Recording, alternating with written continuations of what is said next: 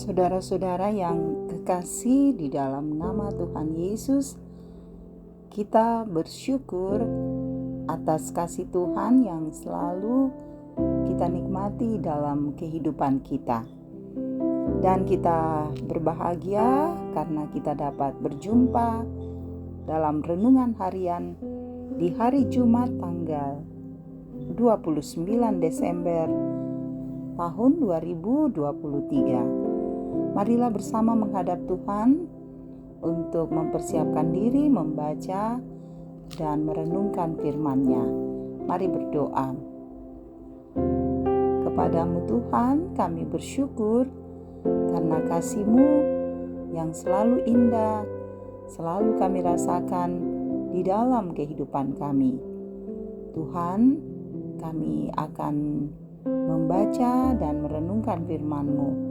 Engkau Roh Kudus menerangi hati dan pikiran kami agar kami dapat memahami firman-Mu dan menjadi pedoman dalam kehidupan kami.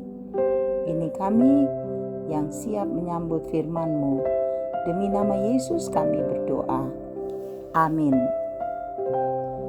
Kitab Matius pasal 12 ayat 46 sampai 50. Ketika Yesus masih berbicara dengan orang banyak itu, ibunya dan saudara-saudaranya berdiri di luar dan berusaha menemui Dia.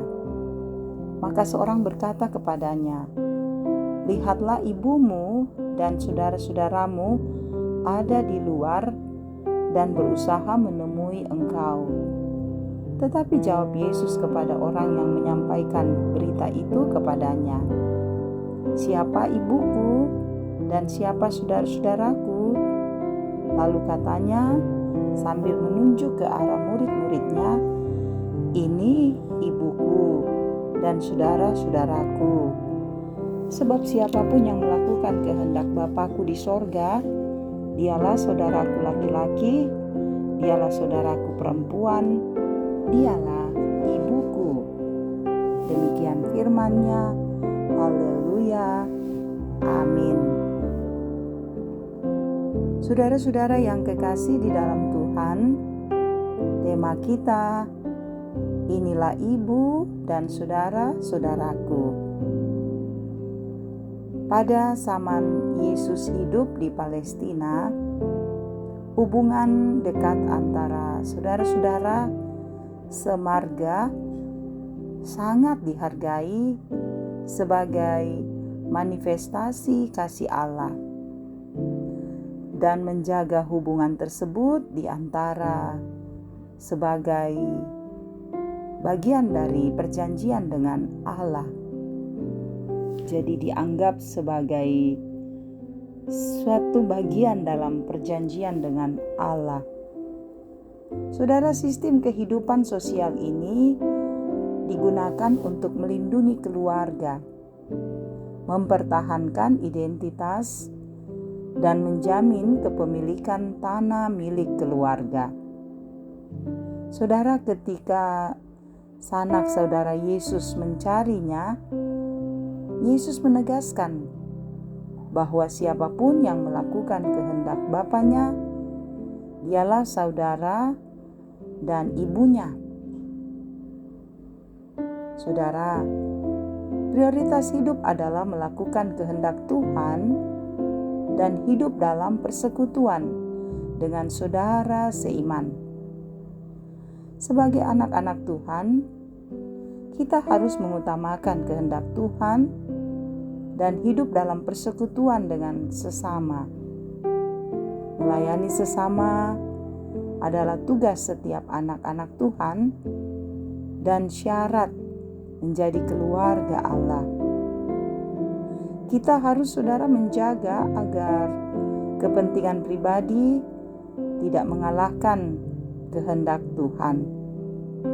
Solider pada sesama, mesti dalam semangat takut akan Tuhan.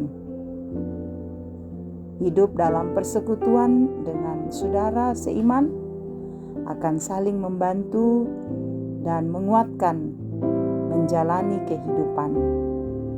kita patut memahami hal yang menjadi prioritas dalam hidup ini, yaitu mengikuti kehendak Tuhan dan hidup dalam persekutuan dengan sesama. Saudara, untuk memahami dan melaksanakan kehendak Tuhan, kita mesti memiliki hubungan yang dekat dengannya. Yesus yang adalah Tuhan dan Juru Selamat telah meneladankan kepada kita bahwa kehendak Bapa lebih utama daripada keinginan sendiri. Mengutamakan firman Tuhan akan membantu kita memahami dan melakukan kehendak Tuhan dan memerdekakan kita. Seperti Maria, saudara, yang memiliki dan justru memilih duduk di kaki Yesus dan mendengarkan firman-Nya. Kita pun perlu hidup dalam kebenarannya untuk mengerti dan melakukan kehendak Tuhan. Amin. Mari berdoa.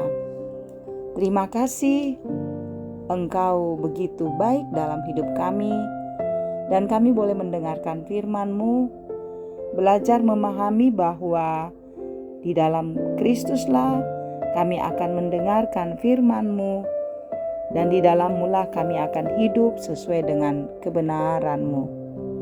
Biarlah firman Tuhan ini tidak berlalu begitu saja, tapi terus mengambil bagian dalam kehidupan kami.